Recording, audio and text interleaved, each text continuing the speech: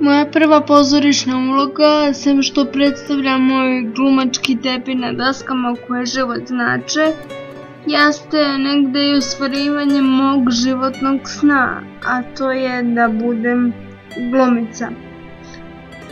Dok sam radila čitav taj proces, imala sam sreću da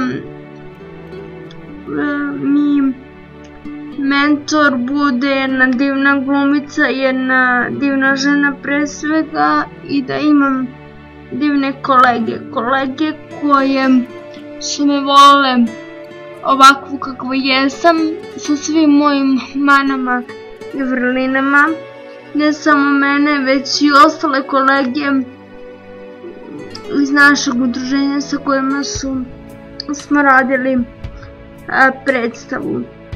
Ja zapravo taj događaj pamtim po ljudima. To su ljudi pre svega velikog srca, bistrog uma, ljudi koji su spremni da pomognu u svakom trenutku i prijatelji za ceo život.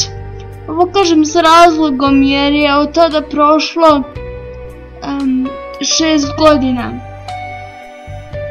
A evo, mi se i danas čujemo i danas smo dobri prijatelji i to je nešto po čemu ja pamtim to iskustvo.